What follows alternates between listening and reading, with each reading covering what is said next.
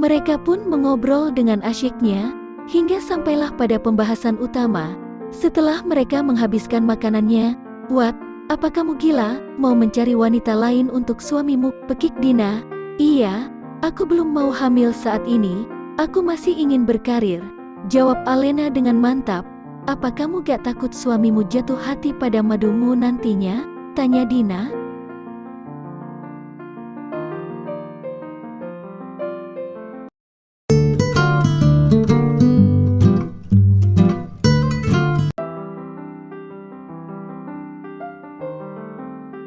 Lalu kita harus bagaimana? Zio memandang wajah istrinya dengan tatapan yang bingung. Aku tidak tahu mas, tapi sepertinya aku memang harus setuju kamu menikah lagi. Tapi biarlah aku yang akan cari istri barumu nanti, jawab Alena dengan wajah sendunya. Apa kamu yakin? Zio tidak percaya dengan apa yang dikatakan oleh istrinya. Aku yakin mas, tapi Alena tidak melanjutkan perkataannya. Tapi apa? Zio menatap intens wajah istrinya yang terlihat makin cantik di matanya. Tapi setelah menikah dan melahirkan satu anak aku ingin kamu menceraikannya. Anggap saja ini pernikahan kontrak, jawab Alena dengan tegas. Apa ada yang mau dengan pernikahan semacam itu? Tanya Zio tak percaya. Tentu saja ada. Nanti aku pasti akan mendapatkannya, jawab Alena dengan yakin. Baiklah kalau begitu, aku akan mempercayakannya padamu sayang, jawab Zio dengan lembut. Alena memeluk erat suaminya, dirinya begitu mencintai Zio, tapi juga mencintai karirnya. Kehadiran anak hanya akan menghambat karirnya saja menurutnya. Dia tidak ingin bentuk tubuhnya rusak, gendut, ataupun tidak kencang setelah melahirkan. Terlebih dia tidak suka mendengarkan rengekan dan tangisan bayi nantinya. Itulah yang menyebabkan dirinya memilih untuk KB, dan belum mau melepaskannya. Zio mengecup bibir Alena dengan lembut. Alena membalasnya dengan panas. Akhirnya aktivitas ciuman itu berubah menjadi makin panas. Zio sudah tak bisa mengendalikan hasratnya. Kini tangannya sudah bergerilya menyentuh semua bagian dari tubuh istrinya itu. Kini mereka sudah berada di atas kasur king size yang empuk, bibir mereka yang saling melumat, sementara tangan Zio menyusup menyentuh squishy milik istrinya yang besar dan kenyal. Aktivitas pun makin hot, hingga akhirnya terjadilah hubungan intim yang begitu panas antara Zio dan Alena istrinya. Setelah aktivitas panas itu selesai, mereka kini tertidur. Zio memeluk tubuh Alena yang masih polos. Usai sarapan di rumah Zio, "Bagaimana, apa sudah ada keputusan?" tanya Mama menatap ke arah Alena. "Iya Ma, aku udah memutuskan, kalau aku yang akan mencarikan istri untuk suamiku," jawab Alena yakin. "Benarkah? Apa kamu yakin Lena? Apa kamu bisa mencari istri untuk suamimu?" tanya Mama dengan tak percaya. "Aku yakin Mah, hari ini aku akan pergi menemui temanku. Dia punya banyak kenalan. Aku mungkin akan menemukan wanita itu di sana," jawab Alena meyakinkan Mama. "Baiklah kalau begitu, tapi ingat Mama ingin wanita baik-baik, wanita yang masih perawan. Mama gak mau bekas orang," jawab Mama dengan tegas. "Oke Mah, aku pasti akan mencari yang terbaik," jawab Alena, mantap. Sementara Zio dan papanya saling memandang. "Tapi jika kamu tidak dapat menemukan calon istri untuk Zio, maka ibu yang akan mencarinya," Mama dengan tegas. "Baiklah Mam," jawab Alena, mulai bosan dengan segala bahasan mertuanya, yang terus membahas calon istri untuk suaminya. Waktu sudah menunjukkan jam 8 pagi, Zio segera pamit kepada orang tuanya untuk pergi ke kantor, begitu pula Alena pamit untuk pergi bertemu dengan temannya. Ia sudah membuat janji. Zio, dia mengendarai kendaraan dengan kecepatan sedang, otaknya seakan penuh dengan perkataan mamanya yang selalu menginginkan cucu. Tak bisa dipungkiri dirinya pun menginginkan keturunan, apalagi usianya yang menginjak 40. "Alena sayang, kenapa kamu lebih memilih aku menikah lagi?" Daripada mengandung anakku, lebih penting karirkah daripada suamimu? Batin Zio. Kini dirinya sampai di perusahaan miliknya, segera memarkirkan mobilnya, lalu masuk ke kantor dengan naik lift khusus bos. Di ruangannya, setumpuk berkas sudah menunggu, dengan serius ia bekerja. Zio adalah sosok pekerja keras, dia selalu serius dalam setiap pekerjaannya. Dia sosok yang dingin dan jarang bicara, kecuali dengan orang terdekatnya. Zio bisa berlaku lembut dan romantis kepada orang yang dicintainya, misalnya kepada Alena.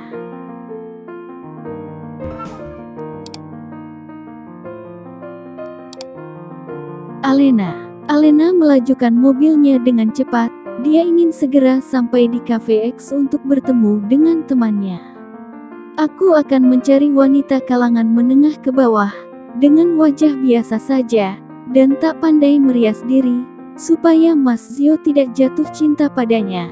Lagi pula pernikahan ini hanya untuk 2 tahun saja, batin Alena. Akhirnya Alena sampai di Cafe X, dirinya segera menuju ke sebuah meja yang ada temannya di sana. Mereka pun mengobrol dengan asyiknya, hingga sampailah pada pembahasan utama. Setelah mereka menghabiskan makanannya. "Wat, apa kamu gila? Mau mencari wanita lain untuk suamimu?" Pekik Dina. "Iya, aku belum mau hamil saat ini, aku masih ingin berkarir," jawab Alena dengan mantap. "Apa kamu gak takut, suamimu jatuh hati pada madumu nantinya?" tanya Dina. "Gak lah, Zio itu cinta mati sama aku." Alena percaya diri. "Tapi Len, kalau wanita itu cantik plus punya anak mungkin suamimu akan berpaling," Dina mengingatkan.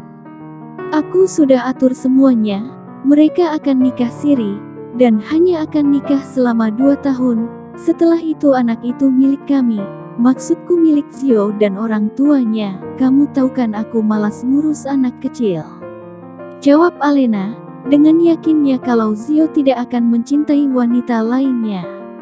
"Lalu apa ada wanita yang mau dengan nikah kontrak seperti itu, apa untungnya?" tanya Dina. "Uang, aku akan kasih dia uang," jawab Alena dengan tersenyum licik. "Kamu mau cari di mana wanita seperti itu, apa wanita penghibur?" tanya Dina sambil terkekeh. "Sit, jangan gila kamu, aku kesini mau kamu bantu aku, kamu kan banyak kenalan, kalau dapat segera kasih tahu aku ya. Waktuku hanya sampai sore ini karena malam nanti aku harus terbang ke luar negeri ada pemotretan," tegas Alena. "Oke, tapi aku gak janji," jawab Dina. Mereka pun meninggalkan kafe. Setelah selesai mengobrol, Alena dan Dina melanjutkan perjalanannya. Mereka menuju ke sebuah spa untuk memperindah kulit mereka. Di sebuah jalanan, tampak terjadi kemacetan. Orang-orang berkerumun melihat apa yang terjadi. Ya, terjadi sebuah kecelakaan mobil. Mobil mewah yang dibawa sopirnya remnya blong dan menabrak trotoar menyebabkan si sopir mengalami kecelakaan tunggal dan kritis, dengan segera dirawat di rumah sakit. Dert dert dert, terdengar suara dering ponsel. "Halo, selamat siang. Apa? Kecelakaan? Bapak?" Hik hik hik. Tangis dari seorang wanita paruh baya pecah. Ya, dia adalah ibu dari Naya dan Naila. Dengan segera ibu menelpon Naya dan Naila untuk menuju rumah sakit tersebut. 1 jam berlalu, ibu, Naya dan Naila masih menangis sedih. Lalu dokter keluar dari dalam ruangan ICU. "Maaf keluarga Bapak Harun, dokter." "Iya kami," jawab ibu. "Maaf Bu, Bapak Harun kritis dan harus segera dioperasi, ada pendarahan pada otaknya," ujar dokter. "Baiklah, lakukan yang terbaik." Ibu sambil terisak. "Silahkan, selesaikan administrasinya dulu, setelah itu baru operasi kami jalankan," jawab dokter. "Berapa perkiraan biaya operasinya dok?" tanya ibu. "Sekitar 200 juta, ucap dokter. "Apa?" Ibu kaget. "Baiklah, kami akan urus biayanya dok," jawab Naya. "Kalau begitu saya permisi dulu, masih ada pasien lain," ujar dokter. Terima kasih dok. Naya, kamu gila, mahal sekali. Dari mana kita dapat uang sebanyak itu? Pekik Naila.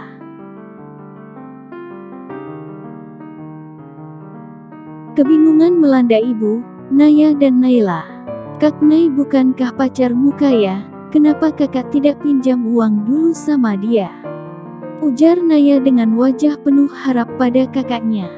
Aku gak mau, kemarin aku baru dibeliin barang branded harga ratusan juta, malulah aku harus minta. Jawab Naila dengan wajah enggannya. Kalau begitu jual saja perhiasanmu dulu, pasti cukup perhiasanmu kan banyak dan harganya mahal. Naya penuh harap. Naila berpikir sejenak. Gak aku gak mau. Jawab Naila mantap. Kenapa kak? Ini demi ayah. Naya mulai kesal. Mas Antoni memberikannya padaku, jika saat dia mengajakku lalu dia ingin aku memakainya, tapi ternyata gak ada gimana. Aku takut dia marah. Jawab Naila dengan pura-pura mengibah. Kak, apa kau tidak memikirkan ayah? Naya semakin kesal. Sudah, hentikan, bentak ibu. Ini urusan ibu, dia suami ibu. Naya, terima kasih atas kepedulianmu, sayang. Dan kamu Naila, perhiasan lebih penting bagimu daripada ayahmu. Ibu membentak Naila, dirinya tak menyangka Naila akan lebih mementingkan perhiasannya. Maaf bu, bukan begitu maksudku. Naila memeluk ibunya dan pura-pura menangis. Naila memang enggan memberikan perhiasannya. Sementara dari tadi ada yang memperhatikan mereka. Sebuah deheman keras dari seseorang yang memperhatikan mereka tadi. Pak Ardi, ibu menundukkan pandangannya. Bagaimana keadaan Pak Harun, Bu Dinda? Tanya Ardi yang merupakan atasan dari Harun dan ayah dari Dina. Tidak baik pak, dia harus operasi, terus mobil bapak jadi rusak, maaf. Jawab ibu dengan sedih. Gak usah memikirkan mobil, yang penting kesehatan Harun, kalau mobil sudah ada asuransinya. Ujar Ardi. Terima kasih pak, ibu sedikit lega, setidaknya dirinya tidak perlu mengganti rugi untuk mobil. Ini ada sedikit bantuan, untuk sekedar nambah-nambah biaya operasi. Ardi menyodorkan amplop coklat berisi uang. Terima kasih pak atas bantuannya. Hik, ibu jadi menangis. Sudahlah yang sabar ya, kalau begitu saya permisi dulu. Ardi pun pergi setelah pamit kepada ibu, Naya dan Naila. Sementara itu, Dina minta izin pada ayahnya untuk mengobrol dulu dengan Ibu Dinda. Bu, bisa kita ngobrol sebentar? Pinta Dina. Baiklah, Non, jawab Ibu Dinda. Tapi hanya kita berdua. Ibu bisa ikut saya sebentar? Pinta Dina kembali. Ibu mengangguk dan mengikuti kemana Dina pergi. Setelah agak jauh dari Naya dan Naila, di tempat yang agak sepi di sudut rumah sakit, Dina mulai dengan percakapannya. Bu, sebelumnya saya minta maaf, tapi ini untuk kebaikan ibu dan teman saya. Dina membuka obrolannya. Maksud Non? Tanya Ibu Dinda. Tak mengerti arah pembicaraan Dina. Saya tahu ibu butuh biaya besar untuk biaya rumah sakit suami ibu, dan teman saya butuh anak untuk suaminya. Dina berhenti sejenak, lalu melanjutkan perkataannya. Kalau ibu mau, ibu bisa menikahkan salah satu putri ibu dengan suami teman saya, nanti ibu akan mendapatkan uang yang banyak untuk biaya rumah sakit bapak. Ujar Dina dengan hati-hati. Apa maksud Non? Saya harus menjual anak saya. Mata ibu membelalak tidak suka dan marah. Tidak begitu bu, tapi ibu dan teman saya saling membutuhkan. Kalau ibu mau, hari ini juga operasi bisa langsung dilakukan. Teman saya itu orang kaya bu, kesempatan hanya hari ini saja, karena besok pagi teman saya harus sudah pergi ke luar negeri. Coba ibu pikirkan baik-baik. Ini demi keselamatan suami ibu juga. Saya pastikan, calon suami anak ibu itu sangat baik orangnya, anak ibu akan bahagia bersamanya. Ujar Dina berusaha membujuk Bu Dinda. Kalau begitu saya permisi, Ibu bisa menghubungi saya jika ibu setuju. Dina pun pergi dari hadapan Bu Dinda. Sementara Bu Dinda, ibunya Naya dan Naila kembali ke ruangan tempat suaminya berada dengan perasaan campur aduk. Sesampainya di depan ruangan suaminya, tampak Naya dan Naila sedang menangis. Dokter baru keluar dari ruangan itu. "Ada apa ini?" tanya ibu panik. "Maaf Bu, Bapak harus segera dioperasi hari ini juga keadaannya kembali kritis. Silahkan Ibu urus administrasinya supaya Pak Harun bisa segera kami tangani," ujar dokter. "Baiklah, sekarang saya akan urus biayanya," jawab ibu. "Kalau begitu saya permisi." Dokter pun pergi. "Ibu ada uang dari mana? Apa uang yang diberi Pak Ardi cukup?" tanya Naila antusias. Ibu menggelengkan kepalanya sedikit. Lalu, tanya Naya. "Dengarkan Ibu baik-baik sayang. Ibu minta kerelaan kalian demi ayah kalian," ujar ibu dengan penuh harap.